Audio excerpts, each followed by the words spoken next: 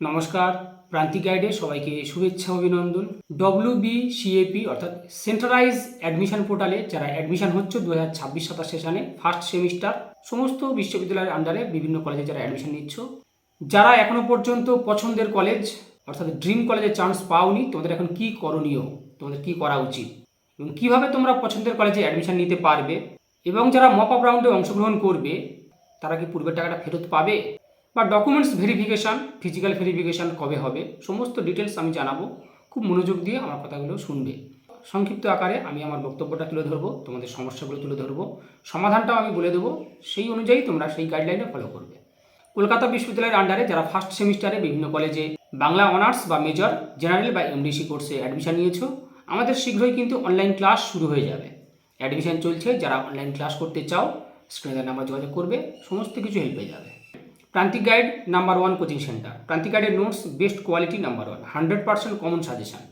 যদি চ্যানেলে নতুন হয়ে থাকো চ্যানেলটা এখন সাবস্ক্রাইব করে রাখো। 23শে জুন তোমাদের শেষ হয়ে গেল সেকেন্ড মেরিট লিস্ট অনুযায়ী অ্যাডমিশন। যারা সেকেন্ড মেরিট লিস্টেও চান্স পাওনি তারা কি করবে, তাদের বলবো আমি, তোমরা মপ আপ রাউন্ডে অংশগ্রহণ করো। তবে হ্যাঁ, যদি তোমরা ইতিপূর্বে ফার্স্ট চয়েস অনুযায়ী কলেজ পেয়ে থাকো বা অ্যাডমিশন নিয়ে থাকো, তাহলে আমি বলবো সেখানেই থেকে যাও। কারণ মপ আপ রাউন্ডের ক্ষেত্রে সেখানে কিন্তু সেকেন্ড ফেজে সেখানে কিন্তু বেশি কলেজ থাকবে না, অর্থাৎ বেশি কলেজের সিট কিন্তু খালি থাকবে না। কারণ ফার্স্ট ফেজে ফার্স্ট মেরিট লিস্ট এবং সেকেন্ড মেরিট লিস্টে কিন্তু বেশিরভাগ সিট কিন্তু ফিল আপ হয়ে গিয়েছে, বিশেষ করে স্পেশাল সাবজেক্টগুলো, বিশেষ করে আর্টসের বা সায়েন্সের ক্ষেত্রে যদি বলি আমি, ভালো ভালো সাবজেক্টের কিন্তু ভালো কলেজগুলোর সিট ফিল আপ হয়ে যায়। তাই মপ আপ রাউন্ডে খুব ভালো সিট থাকবে না, বেশি কলেজের সিট থাকবে না। তাই যারা অ্যাডমিশন নিয়েছো, হয়তো পছন্দের কলেজ পাওনি, কিন্তু যেখানে চান্স পেয়েছো সেখানে অ্যাডমিশন নিয়ে নাও। আমি মনে করি এডিট না করলেও চলবে, তবে সেটা নিজস্ব সিদ্ধান্তের উপর নির্ভর করছে, নিজস্ব সিদ্ধান্ত নাও। আর একটা জিনিস, মেজর যদি নাও পেয়ে থাকো, আমি মনে করি তোমরা এমডিসি বা জেনারেল কোর্সেও অ্যাডমিশন নিয়ে নিতে পারো।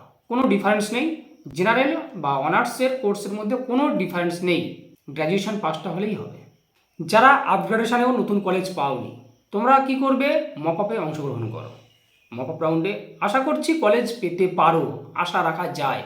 কারণ তুলনামূলক বিগত বছরগুলোর হিসাব অনুযায়ী বলছি, সিট খালি থাকে। তবে সেটা পছন্দের কলেজ নাও হতে পারে, ড্রিম কলেজ নাও হতে পারে। তাই পছন্দের কলেজ হতে হবে এমন কোনো বাধ্যবাধকতা নেই, যেখানে পাবে সেখানে অ্যাডমিশন নিয়ে নাও। পেমেন্টের ব্যাপারটা আমি ক্লিয়ার করে দিচ্ছি। ধরো প্রথম চয়েস অনুযায়ী তোমরা চান্স পেয়েছিলে, সেই কলেজে অ্যাডমিশন নিয়েছিলে, এবারে কলেজ পছন্দ হয়নি, তোমরা কি করছো, সেকেন্ড ফেজ বা মপ আপে অংশগ্রহণ করছো, তোমরা কিন্তু পেমেন্ট রিটার্ন পাবে। সেই অ্যাডমিশনের সময় তোমাদের ওটা কাটছাট হয়ে যাবে। কীরকম, ধরো পূর্বের কলেজে ছিল 3000, এখন যদি 4000 হয়, যে কলেজে অ্যাডমিশন নিচ্ছ সেক্ষেত্রে 1000 টাকা দিলে হয়ে যাবে। যদি 3000 ছিল, এখন যদি 2000 হয়, তাহলে 1000 টাকাটা তোমরা রিটার্ন পাবে। ক্লিয়ার? মোটামুটি পেমেন্ট নিয়ে, টাকা নিয়ে কারো কোনো সমস্যা হবে না, টাকা ফেরত পেয়ে যাবে। সে দুদিন পরে হোক বা আগে হোক, যাই হোক না কেন, মোটামুটি টাকা ফেরত পাবে। টাকা নিয়ে কোনো সমস্যা নেই, চাপ নেই। এটা সেন্ট্রালাইজ পোর্টাল।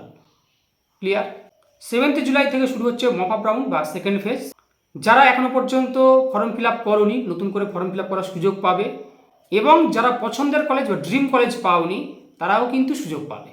তাই আমি মনে করি যাদের পছন্দের কলেজ আসেনি, যদি মনে হয়ে থাকে আমি আমার পছন্দের কলেজে অ্যাডমিশন নেব, তবে নিজস্ব সিদ্ধান্ত। কারণ সেখানে কিন্তু সিট বেশি খালি নাও থাকতে পারে। ফার্স্ট ফেজের ফার্স্ট মেরিট লিস্ট এবং সেকেন্ড মেরিট লিস্টের নাম আসেনি মানে পছন্দের কলেজে, সেখানে কিন্তু নাম আসা অনেক চাপের হতে পারে। নিজস্ব চিন্তাভাবনার উপর সিদ্ধান্ত নাও, কি করবে। হতে পারে নাও হতে পারে, এটা বলে রাখছি কিন্তু। আর যারা নতুন ক্যান্ডিডেট বা যারা এখনও পর্যন্ত কোনো কলেজ পাওনি, তারা কিন্তু মপ আপ রাউন্ডে অবশ্যই অংশগ্রহণ করো। যদি কোথাও না হয়ে থাকে, আমি বলবো এমডিসি বা জেনারেল কোর্সে অ্যাডমিশন নিয়ে নাও। এমডিসি বা জেনারেল কোর্স, অনার্স বা মেজর কোর্সের মান কিন্তু একই, সমতুল, মানটা কিন্তু সমতুল। কারণ অনার্স মানে 4 বছর নয়, 3 বছরেও কিন্তু সে এক্সিট নিয়ে নিতে পারে, লিভ নিয়ে নিতে পারে। তাই 3 বছরে যদি লিভ নিয়ে নেয়, সেক্ষেত্রে তার ডিগ্রিটা কিন্তু জেনারেল ডিগ্রির সমতুল হয়ে যাচ্ছে। সেক্ষেত্রে no difference MDC between major. আর ফিজিক্যাল ভেরিফিকেশন, এটা কিন্তু সংশ্লিষ্ট কলেজগুলোর ওয়েবসাইটে, যে কলেজে চান্স পেয়েছো সেই কলেজে তোমরা খোঁজ নাও এবং ওয়েবসাইটগুলো ফলো করো। 27শে জুন থেকে 4 জুলাই, কিন্তু এতদিন ধরে তো আর চলে না, ফিজিক্যাল ভেরিফিকেশন কিন্তু এতদিন ধরে চলে না।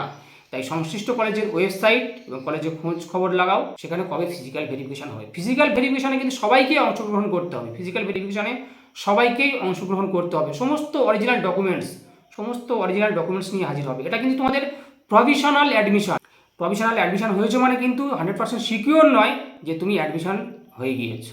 কারণ ফিজিক্যাল ভেরিফিকেশানে সমস্ত অরিজিনাল ডকুমেন্টস চেক হবে, কারণ ওখানে অনেকে ভুল তথ্য দেয়, তাহলে সেগুলো ক্যান্সেল হয়ে যাবে। অবশ্যই ফিজিক্যাল ভেরিফিকেশান যখন কমপ্লিট হবে তারপরে তোমাদের অ্যাডমিশনটা অ্যাপ্রুভ হবে।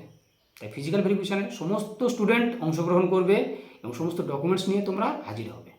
আর আমাদের অনলাইন ক্লাস শীঘ্রই শুরু হয়ে যাবে, বাংলা অনার্স বা মেজর, জেনারেল বা এমডিসি। তোমরা যারা ক্লাস করতে চাও স্টুডেন্টদের নামে যোগাযোগ করবে, সমস্ত কিছু পেয়ে যাবে।